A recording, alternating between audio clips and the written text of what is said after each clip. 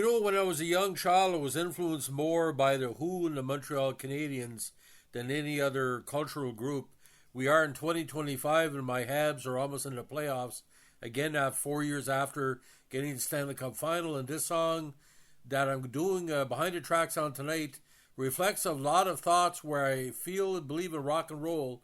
Idol worship can lead to two things. It can lead to and confuse the audience, but it can also inspire another artist to write something inspired by such idolation. Now, Sally Simpson, again, one of the best songs from Tommy, which is the best rock opera album of all time, there's no doubt about it, the first and best. According to published reports, and we're going to talk about Far Out Magazine's version of it, the Who song, Sally Simpson, was inspired by a shocking encounter with, of all people, and this podcast is dedicated to late Val Kilmer, who played him in The Doors, Jim Morrison. According to Jordan Potter in his August 2024 article, smashing up your guitars and lining bass drums with explosives and enticing quirk, but an artist must establish creative nuance to contend in the long game. Where the Rolling Stones dominated blues rock and the Beatles embraced psychedelia, the Who found its identity in storytelling, thanks to Townshend's insatiable appetite for fantasy fiction. My generation turned the eyes, but Townshend's famous rock opera kept the show on the road. Now, during a 2023 interview with Far Out, the guitarist discussed his new graphic novel, Lifehouse, which finally tied up the loose ends of a long-abandoned rock opera, psychodelic as well as part of that. The project was audacious, to say the least. It was ultimately shelved, with fragments of his musical material contributing to the 71 masterpiece album, Who's Next. Although Who's Next is a solid favorite among fans, it reminds Townshend of a failed follow-up to 69's Tommy. As far as Townshend is concerned, his greatest contributions to rock music was his completed rock operas, Tommy and Quadrophenia. The former was a major breakthrough for The Who and satiated Townshend's desire to blend the mystical with the painfully real. The story revolves around a abused, deaf, dumb, and blind child called Tommy Walker, who endures much hardship on his way to become a widely adored spiritual leader and rock star. It is so successful and so far-reaching, it's probably deeper in meaning than most critics allow. Townshend reflected, picking the album out his favorite for his own oeuvre in a 2007 interview with Jam Bass. Spread across two LPs in a hefty 75 minutes, Tommy's full of intriguing sonic and thematic ideas. On side 4, the song we're talking about today, Sally Simpson, is one of the album's titled narrative pieces. Of course, it's not a duet between Daltrey and Townshend, but Daltrey takes the lead and Townshend has the middle part. It tells the story of Simpson, who is infatuated with Tommy. Despite her parents' wishes, she sneaks out to one of Tommy's shows, where she finds herself at the front of the audience. Sally just had to let him know she loved him and leapt up on the rostrum. She ran across stage to a spotlit figure and brushed him on the face. Tommy whirled around as a uniformed man threw her off the stage, the lyrics detailed. Tragically, Sally is left with a nasty injury after her scuffle with security and recedes from infatuation and humiliation. Her cheek hit a chair and blood trickled down, mingling with her tears. Tommy carried on preaching, and his voice filled Sally's ears. She caught his eye. She had to try, but he couldn't see through the lights. Her face was gashed, and the ambulance men had to carry her out that night, the lyrics said later in the song. As it happens, Townshend, an egotist like you wouldn't believe, was inspired by another egotist. In 1968, the Who toured America and joined the bill with the Doors, and who had broken through in 67, break on through, with their eponymous with their debut album for an evening at the Singer Bowl, Queens. During one performance, the Lizard King became one of several people who inspired Tommy Walker.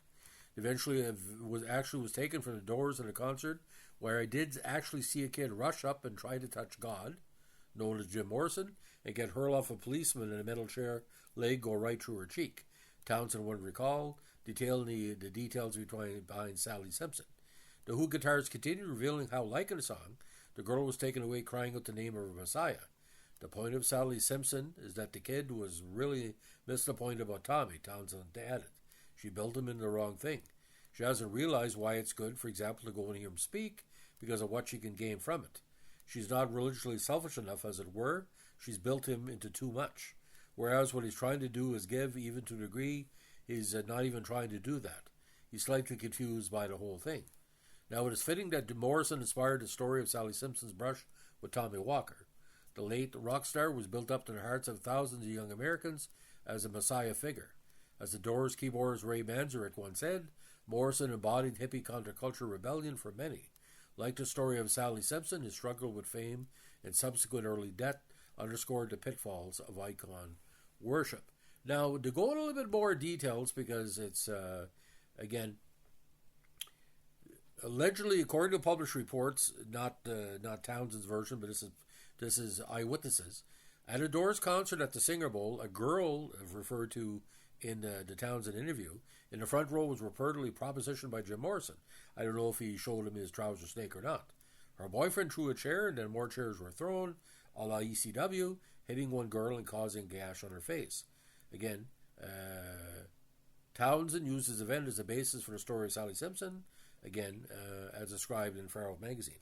Now, the idea of this person, I don't know if that person even exists anymore, if they're passed on or whatever. But you got to understand, ladies and gentlemen, Jim Morrison, if you see some of the live concert footage, he was sort of like a Jesus figure on stage, and would probably be, it's like, if Jesus was a sexual person, Jim Morrison was pretending to be Jesus, but it was a sexual version of Jesus. You wanted to sleep with every woman that he got a hold of, and that was a big problem. Sex, drugs, and rock and roll pretty well wasn't invented by Jim Morrison, but probably, improved on and done that. So you got to understand, ladies and gentlemen, were the Who a sex band? When I say a sex band, did people go see the Who that they wanted to sleep with Pete Townshend or Keith Moon or Entwistle or Daltrey? Maybe, but with Jim Morrison, he was leaking sex. I mean, the leather pants. I mean, people didn't even hear the popularity of leather pants until Jim Morrison. So it's kind of interesting. People inspire each other. Like the Rolling Stones were inspired by the Beatles. The Beatles were inspired by Motown, Smokey Robinson, Roy Orbison, all type of different artists. Ringo Starr was impacted by country, sitar music for Harrison. But the idea about Sally Simpson, if you've never heard the song before, I want you to go into YouTube and watch either the album version live. I think the 89 concert is best. But Sally Simpson, again, reflects a lot of the lost youth. That 16 to 18-year-old female, like the Monkees were part of that too. I don't know, actually, ladies and gentlemen, that'd be good to check out. If Mickey Dolenz, who's the last surviving Monkees, does he think Sally Simpson would have been inspired by that Jim Morrison incident? Because Mickey Dolenz was close to the Beatles. Obviously, he was never close with the Who, but the Who were an aspect where they were what they call a operatic rock band, while the Beatles were operatic. They were like 3 minutes and out.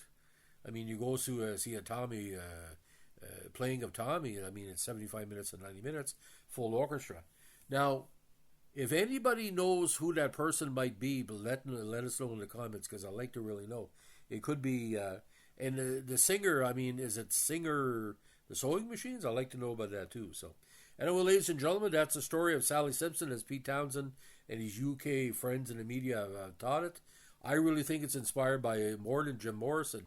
It might have been a little bit of the, like I said, the boy bands or like the solo bands.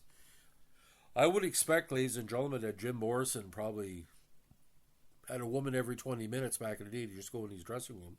And like I said, a very cerebral guy, but he didn't write the majority of their hit songs. Obviously, he wrote good poetry, but we all know some members of his band wrote his songs. But pretty freaky. But ladies and gentlemen, the Tommy movie version of Sally Simpson has to be believed, because Sally's boyfriend, after she can't touch Tommy and she's hurt, Sally's husband ends up to be a Frankenstein rock star, which is totally freaky. Tommy the movie has nothing to do really with Tommy the opera, because it's changing lyrics and is an interpretation, and it's fragmented in a lot of ways. But one of the worst days I had in my life was 47 years ago when Keith Moon died, and if I would have had a chance to eat Keith Moon asking, what does Townsend really mean by Sally Simpson? He probably said, I don't know where that possibly be. Anyway, love you guys. Don't forget to keep your stick in the ice. Playoffs are starting pretty soon. Election is in 2 weeks. Don't forget to vote. Advance polls, the most part of Canada, start this weekend. Just remember, the veterans fought for your right to vote, so respect a veteran for voting. And if you pass by our channel, if you like us, leave us a good comment. If you don't like us, fuck off, because I don't want people that don't understand what we're trying to do having comments about something you know nothing about.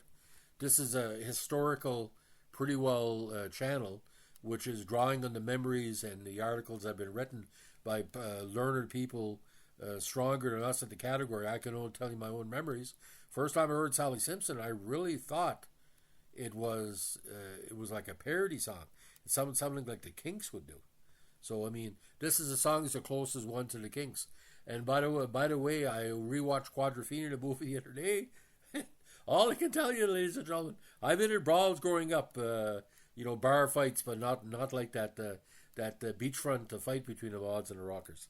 Have a good one, and don't forget, ladies and gentlemen, a day without Keith Moon is a day that the world is boring and more boring. We need more Keith Moons in this world. Have a good one.